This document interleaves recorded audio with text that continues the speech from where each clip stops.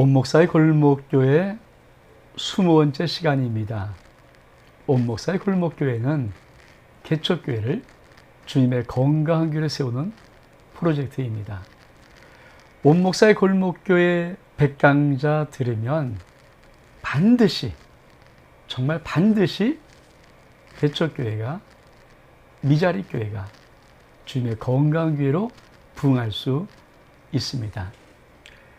온목사의 골목교회 20번째 시간, 오늘은 지난 시간에 이어서 개척교회 목회학교 4번째를 하기를 원합니다.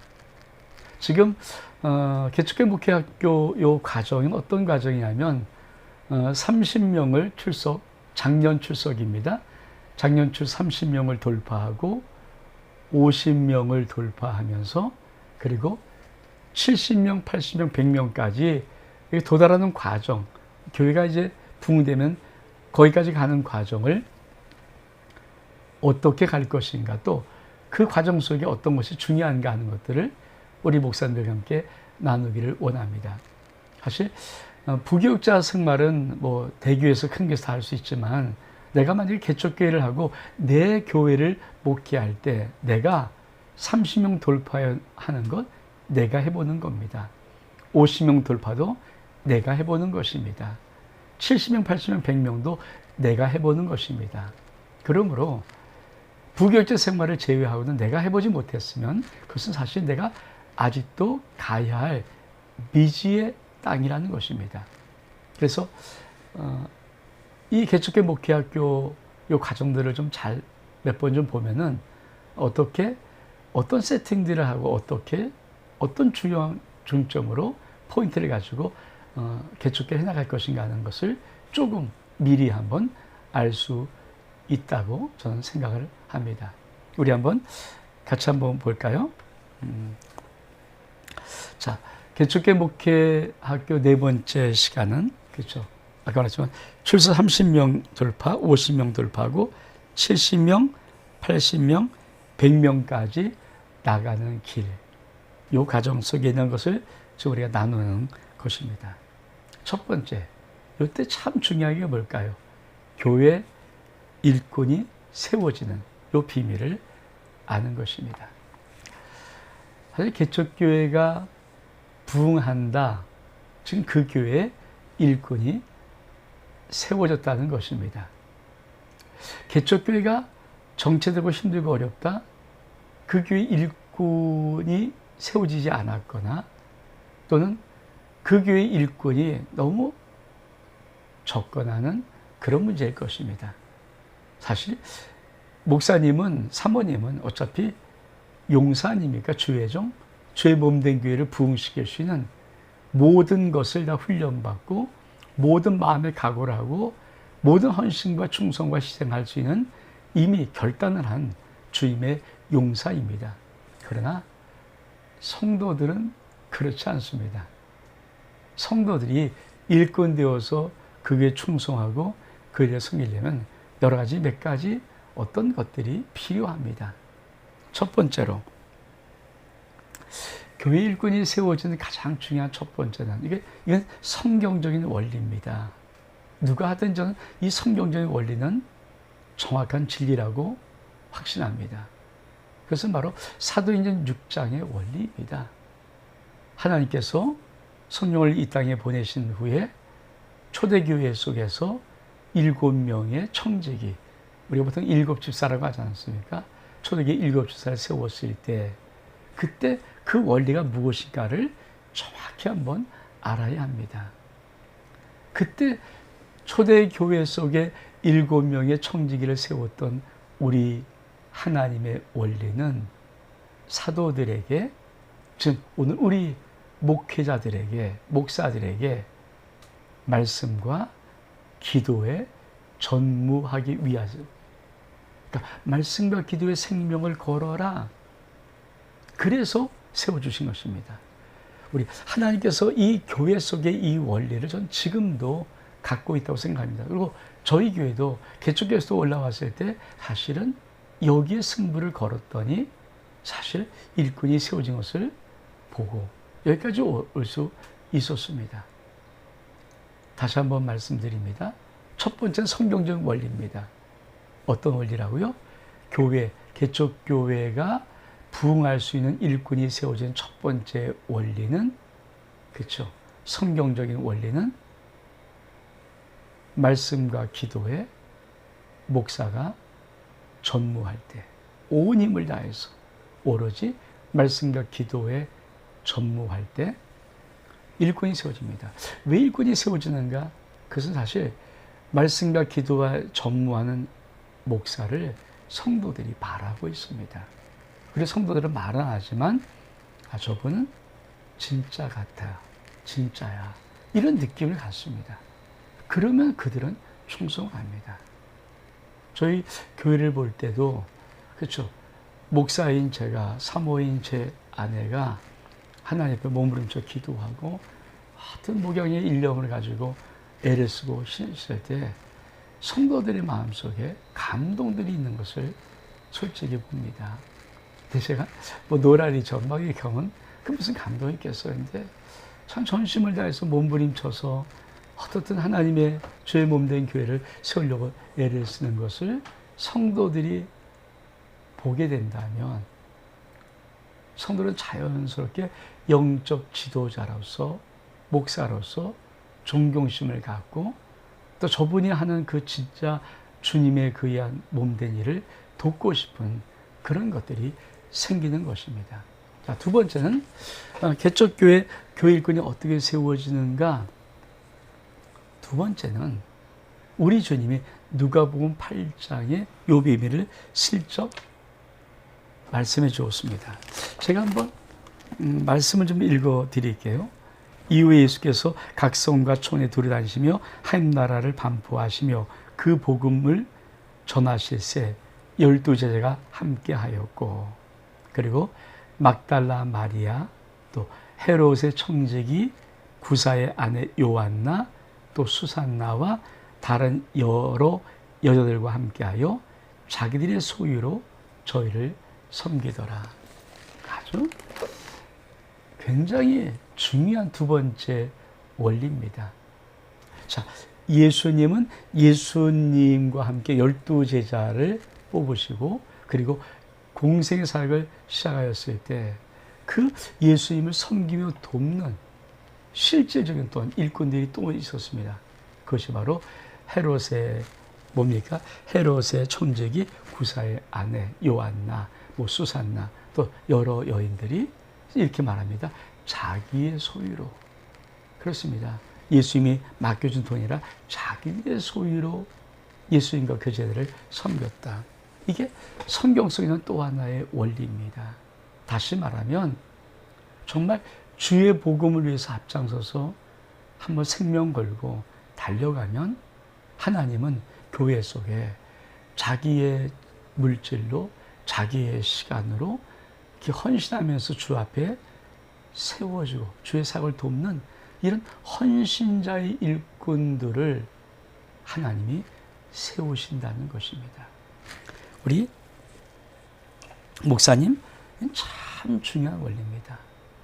그래서 이 두 가지를 목사님이 정말 믿음으로 받아들이면 교회 속에 일꾼은 꼭 인간적인 방법으로 안 세워도 자연스럽게 세워집니다. 그래서 자꾸만 제가 목회 승부를 한번 걸자.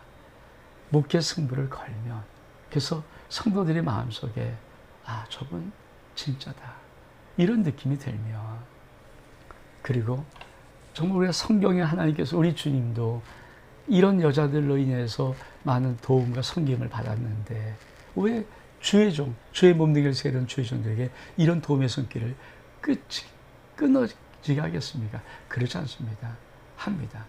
세 번째로 교회 일꾼이 세워지는 것은 성도들 속에 이게 내 교회라는 의식이, 즉 내 교회 정착관이 있어야 됩니다. 이건 내 교회구나. 내 교회관이 없는 사람들은요, 아무리 있어도 3년, 5년, 7년 이런 주기로 왔다가 다 빠져나가더라고요.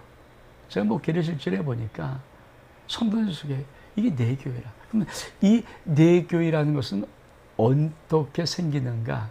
다른 거 없습니다.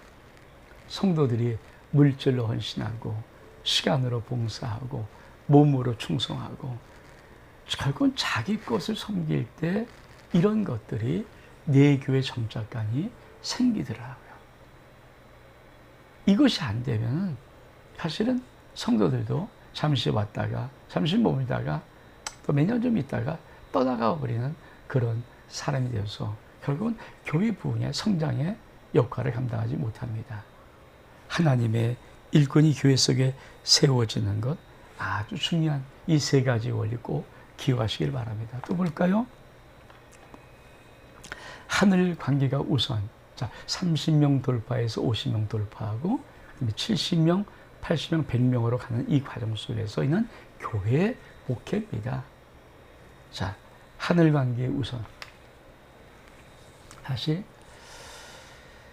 목사님의 개척교회 목사님 또 어렵고 힘들 때 성장하면서 목사님들의 가장 큰 아픔이 뭘까요? 자기 희생입니다. 근데 저는 거기다가 좀 더 죄송스럽게 하늘관계 우선의 생명을 걸라고 좀 말하고 있습니다. 참 죄송스러운 표현입니다. 왜냐하면 우리 목사님들이 이미 열심히 다 하고 있는데 근데 저도 그렇고 제 아내도 그렇고 목회를 하면서 제가 35년 목회를 하면서 정말 뼈저리게 느꼈던 한 가지가 있습니다. 목사는 역시 하늘가기가 우선일 때 가장 하나님 앞에 떳떳하고 교회 앞에 양심적으로 떳떳하다는 것입니다. 저는 목회를 하면서 어떤 제 사적인 것보다 하늘관계가 우선인 것을 정확히 알았습니다. 그것보다 귀한 것은 없더라고요.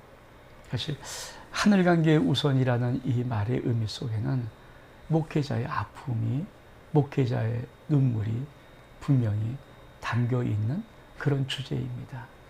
저도 그래도 어머님이 함께 목회를 돕고 같이 어머님이 살아주셔서 정말 목회할 때 그때는 뭐 지금은 그렇게 안 하지만 처음 개척교회 목회할 때는 대신방들을 봄에 가을에 2차례씩 했잖아요. 그래서 저는 또 신방을 수술하는 편이 아니라서 한 지방 2시간 3시간 하여튼 뭐 그렇게 하는 신방이었거든요. 그러니까 몇 명 안 될 때라도 참 오랜 시간 동안에 또 오랜 밤 시간을 아이들과 함께 하지 못하고 아이들이 오는 것도 맞아주지 못하고 그리고 참 많이 어머님이 우리 아이들 어릴 때부터 키우고 함께 또 재우고 그런 시간들을 참 많이 가졌습니다. 지금도 우리 아들과 딸을 볼 때 제가 참 마음에 찡한 것은 미안한 것은 정말 해준 것도 없고 정말 가르치라고 학원 보내줘도 별로 없고 참 그런데도 불구하고 잘 커져서 또 주의 종의 길을 그들이 너무 은혜롭게 감사해 가서 정말 감사한데 정말 미안한 마음이 왜 없겠어요. 근데 그렇게 하늘관계 우선이 사실은 개척교회를 부흥시키는 아주 중요한 원동력이었다는 사실을 저는 부정하지 않습니다. 저희 아이가 결혼할 때까지 정말 가족이 우리끼리만 간 것도 딱 한 번이 있어. 어릴 때 초등학교 우리 아이들이 초등학교 때 우리 친구 목사랑 함께 저기 강원도 태백 쪽으로 2박 3일 간 것이 유일한 가족여행, 정말 유일한 가족여행이었습니다. 그리고 물론 우리 애들이 그렇다고 어디 안 간 건 아니죠. 그냥 열심히 다. 근데 다 갈 때마다 교회에서 수련회를 같이. 가족여행은 참 그렇게. 근데 그런 것들이 한편으로는 참 우리 아이들을 볼 때 미안하고 짠하지만은 그래도 그런 하늘관계 우선 그것이 우리 하나님 앞에 정말 조금이라도 저의 마음속에 합당해서 개척교회 그 시간들을 우리 하나님께서 잘 보내게 해주시지 않았는가. 그래서 하늘관계 우선입니다. 내 사적인 관계 이미 우리 모든 목사님 잘 알라 생각하기 때문에 여기 덧붙이시는 것이 참 죄송스럽고 너무 저도 힘든 주제지만 그러나 목사님 하늘관계 우선 이게 정립이 되면 개척교회 30명 돌파, 50명 돌파, 70명, 80명, 100명으로 달려가는 아주 귀한 것입니다. 세 번째로, 세 번째는 이때 30명 돌파, 50명 돌파, 70명, 80명, 100명으로 달려가는 이때 교회 행사에 참 중요한 것이 무엇인가? 코로나19 때문에 지금은 뭐 모일 자체를 힘들고 비대면에 대한 부분이 많이 있어서 또 올 여름도 지금 저희부터도 성경학교 뭐 수련회를 다 안 하거든요. 뭐 주일에 어떻게 하겠지만은 그러나 공식적으로는 우선 저희가 하지 않습니다. 그러니까 지금 이런 생각이 있으니까 참 요즘 어떨지 몰라도 그러나 꼭 기억하십시오. 요 30명 돌파, 50명 돌파, 70명, 80명, 100명까지 가는 요 길목 속에 교회 행사, 전체 교회 행사는 중요한 것이 있습니다. 그것은 바로 함께하는 행사입니다. 만약에 코로나19가 이제 종식되고 뭐 내일에도 수련회 갈 수 있다면 이때 30명, 50명 요 돌파하고 이렇게 할 때는 무조건 같이 해야 됩니다. 같이 한다는 말은 만약 여름 성경학교를 해도 거기에 온 성도들이 간식 담당으로, 식당번으로, 뭐 보조교사로 달려붙어야 되고요. 청소년부 수련하면 거기 또 달려붙어야 되고요. 청년부 수련하면 달려붙어야 되고요. 아니면 또 2박 3일 전교니 가서 거기서 같이 텐트에 자고 또 뭐 이런 펜션에 자면서 같이 뒹굴면서 같이 뭐 빈대떡도 구워 먹고 뭐 고기도 구워 먹고 이러면서 하는 이 함께라는 것. 이게 반드시 개척교회가 누릴 수 최고의 행복이면서 이게 정말 중요합니다. 저는 30명 돌파, 50명 돌파, 70, 80, 이렇게 100명을 할 때 이때 정말 교회가 할 것이 뭐냐면 가족 공동체를 영적인 하나님의 가족의 공동체를 만들어 가는 것입니다. 그래서 집회도 다독이면 함께 할 수 있는 집회, 세대가 함께 어울리시는 찬양 뭐 집회, 아니면 찬양 경연대, 각 가정들이 또 모여서 할 수 있는 것, 간증 집회, 또 기타 많은 심령 부흥회도 그렇죠. 심령 부흥회 하면 애들 다 나와서 강사 목사님 다 한 수밖에 만들고 그리고 그 아이들 속에 또 찬양단 구성하고 헌금성 준비하고 그러면서 하여튼 전체가 어울릴 수 있는 것들 더 나가서 만약에 교회 환경을 꾸미려고 할 때도 저는 정말 어린아이부터 다 나와서 같이 뭐 청소하고 같이 뭐 만들고 같이 뭐 꾸미고 같이 이런 것들의 부분들이 참 이때 많이 어울려져야 됩니다. 정말 이때는 어른들만 하면 안 되고요. 또 어른들이 손잡고 온 아이들 함께 하면서 자꾸만 가족 공동체를 만드는 것이 교회, 개척교회가 부흥되는 아주 놀라운 핵심입니다. 또 어떤 것이 있을까요? 전 이런 것이 탁월한 것이 바로 대신방 활용법입니다. 신방. 그렇죠. 뭐 지금은 또 뭐 신방 잘 안 받지 않습니까? 그러나 그래도 개척교회, 우리 좀 작은 교회 때는 요 신방 해야 됩니다. 그렇죠? 대신방 활용법이 무엇이냐면은 사실 개척교회, 제가 초반에도 말씀드렸지만 개척교회의 구성원은 사실은 일단 가족 공동체입니다. 그러니까 엄마 아빠가 돕든지 아니면 장인 장모님이 오든지 아니면 형제들이 오든지 하여튼 그 주변에 아는 사람들이 와서 그냥 어차피 그 개척교회 첫 출발이 영적인 그냥 가족 공동체예요, 그냥. 근데 성도들이 와서 한 명 붙는 거거든요. 근데 이때 어떻게 붙는가? 사실은 그렇죠. 말씀도 중요하고 다 중요하지만 더 중요한 것이 있습니다. 그것은 바로 밥상 공동체입니다. 밥상 공동체. 다시 말하면 함께 먹는 자리가 자꾸 만들어질 때 그때 교회가 부흥돼요. 성도들이 들어오는 겁니다. 거기서 먹으면서 먹는데 화난 사람 없지 않습니까? 좋은 음식을 먹고 대접받고 그러면 마음이 흐뭇해지고 그래서 우리 그런 말도 있잖아요. 장로들과 당회할 때 절대 배고프면서 당회하지 마라. 배고프면 싸움한다. 근데 그래서 사람이 넉넉히 좀 배부르고 그러면 마음도 유해지고 그렇거든요. 그래서 요때는 참 대신 막 신방을 할 때 그냥 목사님 사모님 덜렁 가지 마시고 요새는 뭐 또 피해 줄까 말하는데 아니 그래도 그 중에 뭐 그런 가정도 있겠지만 그러나 그 중에 어느 정도 대여할 수 있고 마음이 있고 이런 가정은 되도록이면 함께 또 초신자들 왔으면 같이 생활 데려와서 같이 밥상 공동체를 만드는 것. 전 물론 그때 문화가 좀 그런 것도 있겠지만 참 이거 오랫동안 많이 했습니다. 그래서 한 집에 가서 저녁 때 퇴근하면 와서 거기서 한 3, 40명씩 막 먹고 근데 1년에 뭐 한 번, 두 번 하는 거니까 그분들도 그냥 기꺼이 하더라고요. 또 올 때 그냥 뭡니까? 아주 우리가 워낙 예의가 바른 우리나라 사람들 아닙니까? 그러니까 올 때 가면 또 처음 방문한 사람들은 뭐 휴지도 갖고 오니까 뭐 제밥거리나 하는 것 같아요. 그러면서 그 시간을 같이 또 다과도 하고 차도하면서 이런저런 얘기하면은 참 얼마나 그 사람들이 급속도로 가까워지고 친해지면서 들어오는지. 그래서 이때 이런 가족 공동체를 만들 수 있는 이런 부분들을 신방을 또 활용해서 할 수 있다는 생각도 듭니다. 자, 또 어떤 게 있을까요? 우리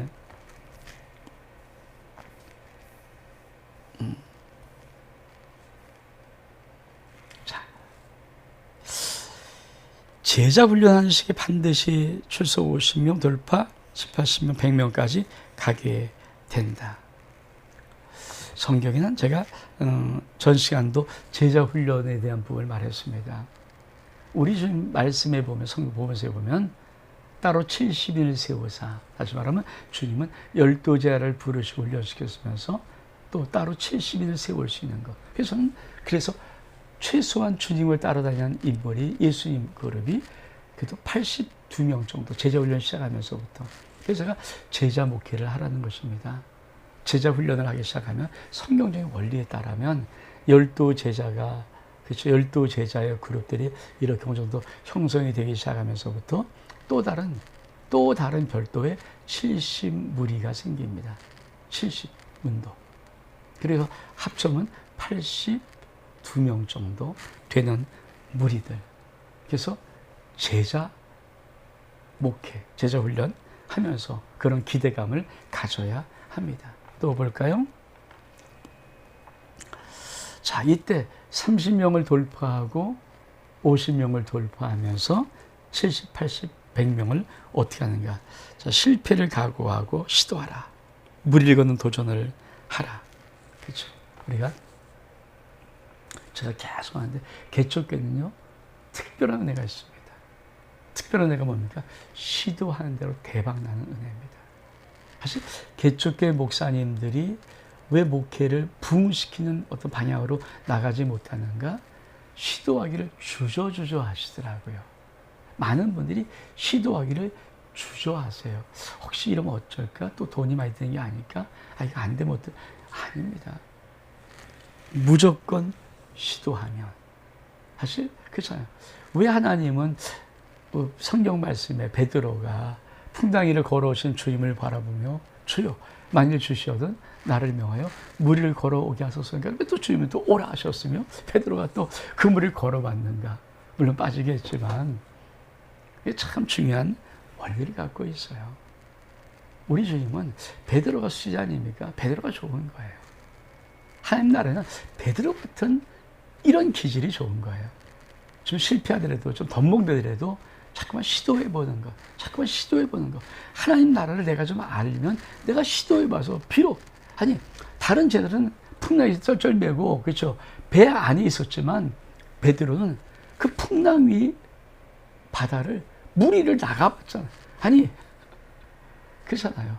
빠져 죽을까봐 덜덜 떨던 베드로가 무리를 나갈 때 이게 얼마큼 큰 용기일 뿐 아니라 얼마큼 놀라운 하나님의 나라의 경험입니까? 바로 하나님이 그것을 목회자에게 원합니다. 시도해야 됩니다. 저는 그래서 지금도요. 들으면 바로 해버립니다. 들으면 생각하지 않습니다. 듣고 제 항상 기준이 주님의 진리는 어디 갖다 진리해야 되지 않습니까? 그렇죠. 그러니까 저쪽에서 주님 어떤 역사가 있다면 통일하게 하면 나의 역사하는 것을 그런 믿음을 갖고 있어요. 그래서 시도해보는 겁니다. 목사님 실패를 각오하고 시도하십시오. 물 위를 걷는 베드로의 마음이 되어보십시오. 자꾸만 목사님이 하늘 나라를 경험할 수 있도록 자꾸만 몸부림쳐 보십시오. 그러면 놀라운 것은 교회는 시도할 때마다 붕합니다. 시도할 때마다 일꾼 생깁니다. 시도할 때마다 놀라운 주님의 역사를 목사님과 성도들이 경험하게 됩니다. 그래서 그 은혜를 체험할 때 교회가 부흥됩니다. 또 볼까요? 이때 중요한 게 뭔가 열린 마음, 오픈 마인드. 잘 배우고 잘 시도해 보는 것. 참 중요한 것이죠. 난 지금도 잘 듣는다. 잘 듣습니까? 잘 물어본다. 목사만 만나면 자주간 뭐 설교를 어떻게 하십니까? 공부는 어떻게 가르칩니까? 신방 어떻게 합니까? 끊임없이 물어보는 거예요. 잘 배우자. 그리고 곧바로 시도해보자. 사실 그렇습니다. 사실 많은 교회들 다시 한번 말하지만 변화는요, 그냥 외부적인 어떤 작용이 와야 변화됩니다. 어떤 것도요, 그냥 가만히 놔두면 정체되지. 그렇잖아요. 컵에 물 가만히 있으면 그냥 놔둬요. 근데 그거를 젓가락으로 돌리기 시작하면 물이 돌거든요. 변화가 일어나거든요. 바로 그것입니다. 교회는 끊임없이 변화를 일으켜야 됩니다. 절대 뭐 구간이 좋은 거다, 평양이 뭔가 아니다, 옛것이 좋은 거다, 이거 하면 안 됩니다.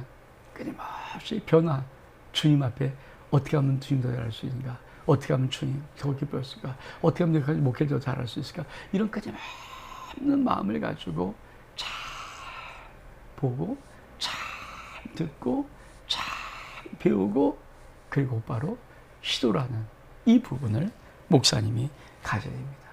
그러면 목회가 정치의 끈에 묶이지 않습니다.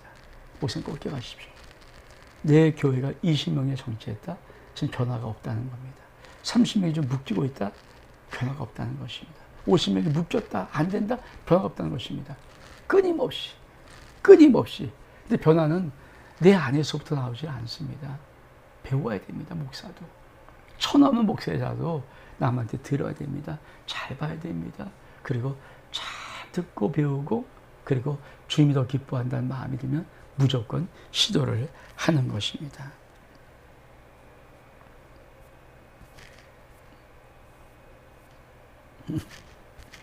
자, 또 볼까요? 자, 큰 나무 밑에는 나무는 다 죽습니다. 그러나 큰 사람은 큰 사람 밑에서 자랍니다. 배운 대로 해보자. 제가